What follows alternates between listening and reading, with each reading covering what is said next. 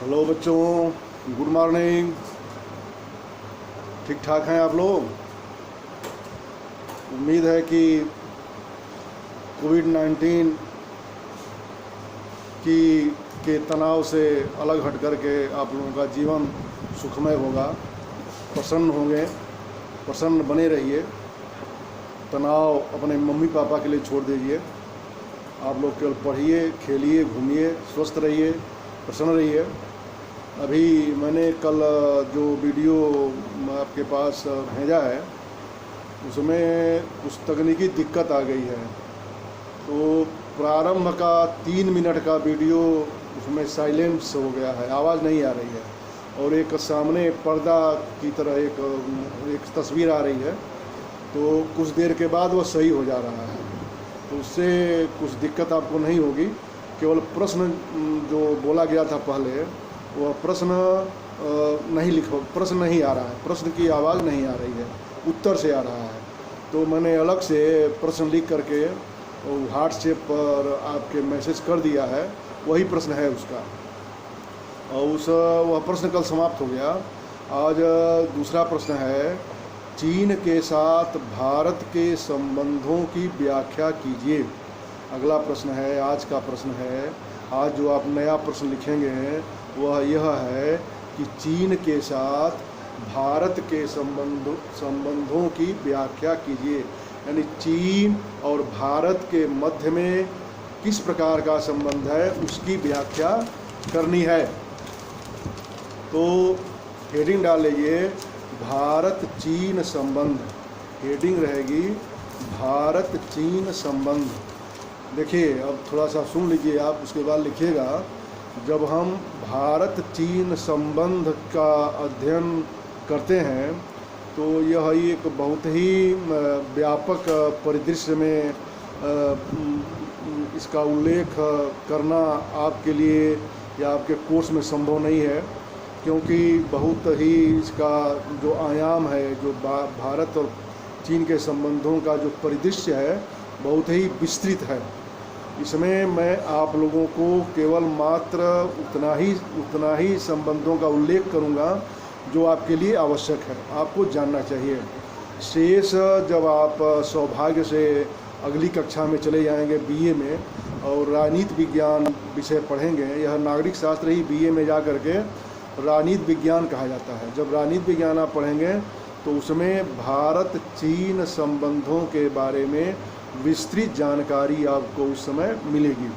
वर्तमान समय में वही जानकारी मैं आपको दूंगा जो आपके लिए आवश्यक है, क्योंकि जितना ही विस्तृत होता जाएगा आपके लिए दिक्कत होगी। तो हेडिंग डाल लीजिए, भारत चीन संबंध। इसके आगे लिखिए, भारत और चीन विश्व की दो उभरती हुई अर्थव्यवस्था और शक्तियां हैं। यानी सुन लीजिएगा इसको, भारत और चीन वर्तमान समय में विश्व में उभरती हुई शक्तियां और उभरती हुई अर्थव्यवस्था है। दोनों देशों के मध्य एक बहुत ही लंबी सीमा रेखा है। दोनों ही देशों के मध्य प्राचीन काल से ही, यानी बहुत ही प्राचीन काल से परस्पर सांस्कृतिक तथा धार्मिक संबंध रहे हैं। चाहे चीन में भारत से ही बौद्ध धर्म का प्रसार हुआ है। भारत में प्राचीन काल में जो तक्षशिला और नालंदा विश्वविद्यालय थे, इन दोनों विश्वविद्यालयों में धर्म दर्शन का अध्ययन करने के लिए चीन से विद्यार्थी आया करते थे।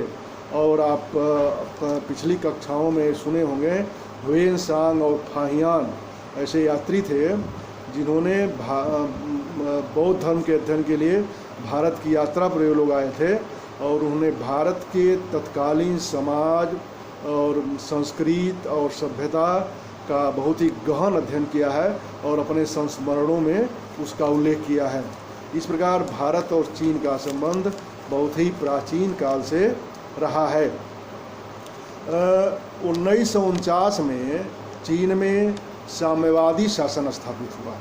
1949 में चीन में साम्यवादी शासन स्थापित हुआ और उसके बाद भारत 1947 में स्वतंत्र हो चुका था। तो भारत ही एक ऐसा गैर साम्यवादी देश था, यानी साम्यवादी शासन चीन में स्थापित होने के बाद भारत ही एक ऐसा गैर साम्यवादी, मतलब ऐसा देश जो साम्यवादी न रहा हो, साम्यवादी शासन न रहा हो, ऐसे देशों में भारत ही एक ऐसा देश था जिसने चीन को सर्वप्रथम राजनयिक मान्यता प्रदान किया। भारत ने ही सर्वप्रथम चीन को राजनयिक मान्यता प्रदान की। और 1954 में दोनों देशों के मध्य 1954 में दोनों देशों के मध्य ऐतिहासिक पंचशील समझौता हुआ, परंतु इन सभी ऐतिहासिक और पारस्परिक संबंधों को भूल करके चीन ने 1962 में भारत पर आक्रमण कर दिया तथा भारत की हजारों वर्ग किलोमीटर ज़मीन पर कब्जा कर लिया। अक्साई चीन वगैरह हजारों वर्ग किलोमीटर ज़मीन पर चीन ने भारत के कब्जा कर लिया। तभी से भारत और चीन के संबंधों में जो अविश्वास पैदा हुआ, जो शत्रुता पैदा हुई, वह एक तनाव का मुख्य कारण बनी रही।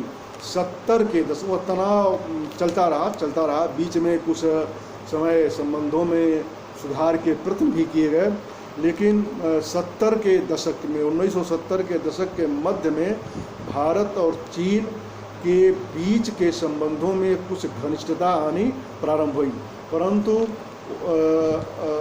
80 के बाद भी कुछ घनिष्ठता प्रारंभ हुई। कुछ जो ठंडक आ गई थी भारत और चीन के संबंधों में, वो बर्फ़ पिघलनी शुरू हुई। लेकिन 1998 में जब भारत ने परमाणु परीक्षण किया मई महीने में, तो उस समय चीन की मानसिकता में परिवर्तन आ गया और वह पश्चिमी देशों के साथ मिलकर के यह दबाव भारत पर डालने लगा कि वह परमाणु अप्रसार संधि पर हस्ताक्षर कर दे। लेकिन भारत उस दबाव में नहीं आया। लेकिन इसी अवधि में, मतलब 1998 के बाद और 1998 के पहले भी 70 के दशक के बाद दोनों देशों के नेता एक दूसरे देशों की यात्राओं पर आ जा रहे थे। उल्लेखनीय बात यह रही कि इसी अवधि में 1900 मतलब इसी जो तनाव की अवधि थी, इसी अवधि में 2011 को चीन भारत विनिमय वर्ष, मतलब नेताओं के आने जाने के कारण संबंध कुछ इस तरह से सामान्य हुए कि 2011 को चीन भारत विनिमय वर्ष यानी व्यापारिक वर्ष तथा 2012 को चीन भारत मैत्री सहयोग के रूप में मनाया गया। संबंधों में कुछ इतनी शिथिलता आई, इतना कुछ गर्माहट आई कि 2011 और 2012 को भारत चीन सहयोग के वर्ष के रूप में मनाया गया। 2014 के बाद जब मोदी सरकार बनी, तो मोदी का एक अलग दृष्टिकोण था। 2015 में भारतीय प्रधानमंत्री के रूप में नरेंद्र मोदी ने चीन का प्रथम दौरा किया और उसके बाद जो समझौता हुआ परस्पर भारत और चीन के बीच में, मोदी के चीन जाने के बाद, दौरे के बाद, कि जो मानसरोवर यात्रा पर जो भारतीय यात्री मानसरोवर जा रहे थे उनके लिए नाथुला दर्रा खोलने का फैसला किया गया तथा उसी अवधि को भारत ने चीन में भारत पर्यटन वर्ष भी मनाया गया। इसके बाद भी चीन अपनी आदत से बाज नहीं आ रहा था। वह अपनी कुटिलता का परित्याग करने के लिए तैयार नहीं है। वह प्रायः कूटनीतिक स्तर पर, अंतर्राष्ट्रीय मंचों पर भारत को चोट पहुंचाता रहता है। इतने मधुर संबंध के बाद भी वह अपना कोई अवसर ऐसा नहीं छोड़ता जिससे भारत को हानि न हो। जैसे परमाणु आपूर्तिकर्ता समूह में भारत की सदस्यता बनाए रखने का वो विरोध किया। उसमें सभी देश चाह रहे थे भारत सदस्य बने, लेकिन चाइना ने उसका विरोध किया, उस पर वीटो लगाया। इसी प्रकार जो मसूद अजहर पाकिस्तान में है, उसको अंतर्राष्ट्रीय आतंकवादी घोषित करने के सुरक्षा परिषद के प्रस्ताव पर उसने वीटो कर दिया।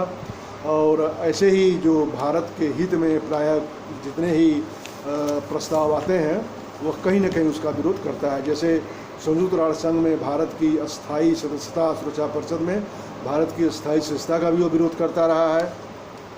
इसी बीच डोकलाम घाटी में, जो भारत और चाइना के मध्य, तिब्बत के पास, भूटान के पास डोकलाम घाटी है, डोकलाम घाटी में लगभग 76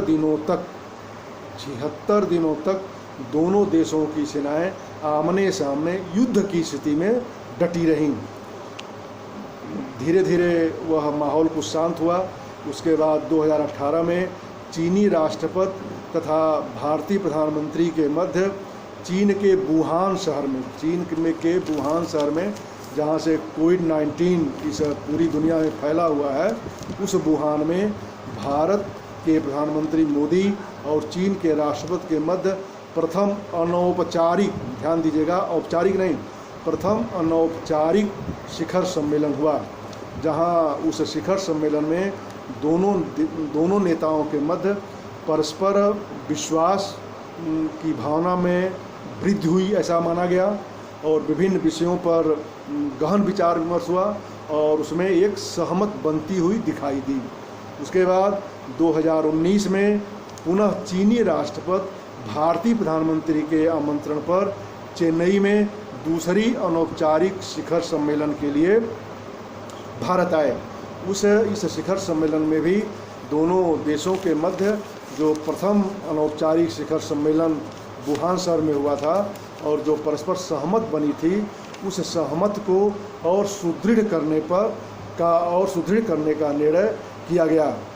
और अब क्या बताया जाए, यह जो 2020 चल रहा है, उसी समय यह भी तय किया गया कि 2020 में भारत और चीन के मध्य राजनयिक संबंध स्थापित होने की 70वीं वर्षगांठ भी मनाई जाएगी तथा भारत चीन सांस्कृतिक तथा पीपुल टू पीपुल, जनता से जनता के बीच जो संपर्क है, समझ है, उसको भी एक समारोह के रूप में मनाया जाएगा। परंतु आप जानते ही हैं, नियत को कुछ और ही मंजूर था। एक ऐसे समय में जब पूरी विश्व व्यवस्था को कोरोना या कोविड-19 महामारी से निपटने के लिए, उसके निवारण के लिए, उसके निराकरण के लिए परस्पर सहयोग, समन्वय एवं सहभागिता की आवश्यकता है, तो विश्व के ये दोनों बड़े देश भारत और चीन आपसी सीमा विवाद में उलझे हुए हैं तथा अपना समय, अपनी ऊर्जा, अपनी शक्ति जो इस महामारी से निपटने के लिए लगाई जानी चाहिए थी, वह परस्पर सैन्य तनाव को निपटने में खर्च कर रहे हैं तथा उस अपनी सैनिक क्षमता की वृद्धि में खर्च कर रहे हैं। हालांकि यहाँ भी यह स्थिति भी चीन की कुटिल नीति के कारण ही उत्पन्न हुआ है।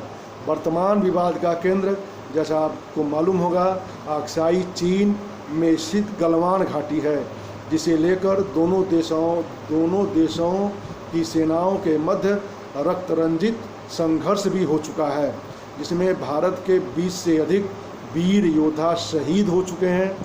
चीन को भी ज़्यादा बड़ी मात्रा में हानि पहुंची है, लेकिन वह अपनी स्वभाव के अनुसार इसके बारे में कुछ बता नहीं रहा है। इसके अलावा भारत का यह कहना है कि चाइना की जो सेना है, चीन की जो सेना है, वो गलवान घाटी में आकर के अवैध रूप से सैनिक निर्माण कर रही है और जो उसे नहीं करना चाहिए। जो परस्पर संधियाँ हुई हैं विगत वर्षों में, उन संधियों के अनुसार उसे यह कार्य नहीं करना चाहिए। वहीं चीन का यह कहना है कि भारत सैनिक दृष्टिकोण से गलवान घाटी के उधर अपना निर्माण कार्य कर रहा है, जबकि हकीकत यह है कि भारत अपने मूलभूत सुविधाओं को, जो अब तक किसी कारणवश उस घाटी में नहीं स्थापित हो पाई थी, मूलभूत सुविधाओं में वृद्धि कर रहा है, जबकि चाइना बहुत पहले ही वहाँ सड़क और आवागमन और संचार के साधनों में वृद्धि कर चुका था। जो संकट के समय, युद्ध के समय उसके लिए बहुत ही उपयोगी साबित होगा।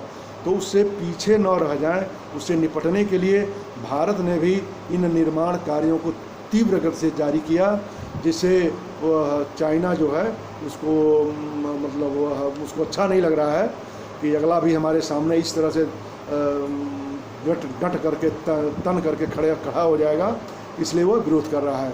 तो आज भी दोनों देशों की सेनाएं आमने सामने एकदम डटी हुई हैं।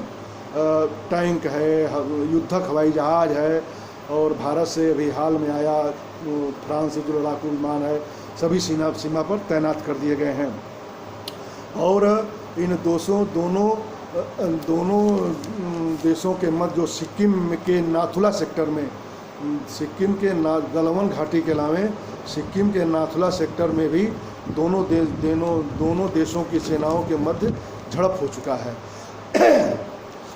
अब दूसरी लाइन से लिखिए, ये घटनाएं जो भी घट रही हैं, ये घटनाएं भारत चीन के मध्य सीमा विवाद की प्रत्यक्ष उदाहरण है, जो दोनों देशों की सुरक्षा जटिलता को प्रस्तुत कर रही हैं। इन दोनों देशों को परस्पर संबंधों के लिए व्यापक दृष्टिकोण अपनाने की आवश्यकता है। भारत में जहां सच्चे अर्थों में लोकतांत्रिक शासन प्रणाली स्थापित है, वहीं चीन छद्म लोकतंत्र का आवरण ओढ़े हुए तानाशाही व्यवस्था में अपना शासन संचालित कर रहा है। वर्तमान समय में भारत चीन संबंध सबसे कठिन दौर से गुजर रहे हैं। चीन अपने बढ़ते आर्थिक और सैनिक शक्ति के कारण अपने सभी पड़ोसी देशों से उलझा हुआ है, परंतु भारत उसका सशक्त और प्रभावशाली प्रतिद्वंदी है, जो किसी भी अनैतिक कार्य का प्रत्युत्तर देने के लिए एकदम सन्नद्ध है, तैयार है। इसीलिए यह विवाद बढ़ता जा रहा है और यह धीरे धीरे विश्व शांति के लिए भी खतरा उत्पन्न हो सकता है। अब यह अगली हेडिंग डालिए, निष्कर्ष। विश्व में निष्कर्ष के बाद लिखिए, विश्व में चीन तथा भारत ऐसे देश हैं जिनकी जनसंख्या 1 अरब से अधिक है। ये दोनों देश परस्पर मिलकर के विकासशील देशों के सामूहिक उत्थान प्रक्रिया को, यानी जो देश विकासशील हैं, विकास कर रहे हैं, उनके सामूहिक उत्थान प्रक्रिया को गतिशील कर सकते हैं, आगे बढ़ा सकते हैं, ऊपर उठा सकते हैं। अतः आवश्यकता इस बात की है कि मौजूदा राजनीतिक अंतर को न्यूनतम करते हुए, कम करते हुए, मतभेदों को कम करते हुए उन्हें सुलझाया जाए और आपसी संबंध को बेहतर बनाया जाए। जब भारत और चीन का आपसी संबंध बेहतर होगा तो भी विश्व में शांति बनी रह सकती है, विश्व में स्थिरता बनी रह सकती है, और दक्षिण एशियाई देश भी विकास के मार्ग पर आगे बढ़ सकते हैं। भारत और चीन के मध्य का यह विवाद केवल भारत और चीन के लिए ही खतरा नहीं है, यानी विश्व के विकास के लिए भी, दक्षिण एशिया के शांति के लिए भी, एशिया के शांति के लिए भी यह खतरा उत्पन्न है। अतः ईश्वर से ही प्रार्थना है कि दोनों देशों को क्या कहा जाए, मान चाइना को सद्बुद्धि आवे और वह इस विवाद को अति शीघ्र हल करने के लिए उत्सुक हो। मेरे समझ से यह पहला अवसर है जब भारत इस तरह से सामने आकर के उसका प्रत्युत्तर दे रहा है। नहीं तो इसके पहले वहाँ पर निर्माण कार्य जो वर्षों पहले हो जाना चाहिए था, वो अब प्रारंभ किया गया है, और इस नाते वो हम सामरिक दृष्टिकोण से तत्काल में वहाँ उसके मुकाबले काफ़ी पीछे हैं। लेकिन कोई भी युद्ध, कोई भी मुकाबला अपने आत्मबल से होता है। हमारे सेनाओं का आत्मबल बहुत आगे है, बहुत ऊंचे है। और बच्चों, इसी के साथ आपका यह प्रश्न समाप्त हो रहा है। अब इसके बाद अगले प्रश्न के बारे में हम देखेंगे, वो कल देखा जाएगा। आपसे पुनः आग्रह है कि आप यदि सब्सक्राइब न किए हों तो इस चैनल को सब्सक्राइब कर लीजिए और लाइक आइकन बटन दबा दीजिए, और उसमें जो भी आपको दिक्कत है उस दिक्कत के बारे में आप मुझसे पूछ सकते हैं, प्रश्न पूछ सकते हैं, व्हाट्सएप मैसेज के माध्यम से पूछ सकते हैं। दिक्कत आपको हो रही है, परेशानी हो रही है पढ़ने में, सुनने में, लिखने में, लेकिन क्या किया जाए, किसी भी संकट को अवसर में बदलना ही मानव जीवन की सबसे बड़ी सफलता है। तो आप इस संकट को भी अपने सफलता के अवसर में बदलिए। देखिए, मैं भी कुछ पारिवारिक व्यस्तता के बाद भी आपके लिए समय निकाल रहा हूँ। जैसा मैंने पता नहीं बताया कि नहीं बताया आप लोगों को, वो कल की वीडियो साइलेंट हो गई है। कल हमने बताया था उसमें कि हमारे चाचा जी का देहांत हो गया है। आप देख रहे होंगे यह दाढ़ी बाल जो है बढ़ा हुआ है, उसी में समय निकाल कर, चूँकि आप लोगों का नुकसान न हो, मैं कोशिश करता हूँ कि एक वीडियो प्रतिदिन आपके पास प्रेषित करूँ। नेटवर्क की समस्या है। आप जब वीडियो खुल जा रहा है तो जहाँ सब्सक्राइब की वहीं बगल में वो सेव की बटन है, सेव लिखा हुआ है, सेव दबा देंगे तो वीडियो सेव हो जाएगा और आप जब भी इच्छा आपकी होगी इस वीडियो को देख सकते हैं। ठीक है, बहुत बहुत धन्यवाद आप लोगों को। आप समय निकालिए, पढ़िए, स्वस्थ रहिए, मस्त रहिए, घर के कार्यों में अपने बड़ों की मदद करिए, बड़ों की आज्ञा का पालन करिए। घर रहते रहते आप ऊब गए हैं, यह मालूम है, लेकिन अब क्या किया जाए, यही नियति है, यही मंजूर है। अब क्या किया जाए, ये मतलब पूरे दुनिया की समस्या है, पूरे विश्व की समस्या है।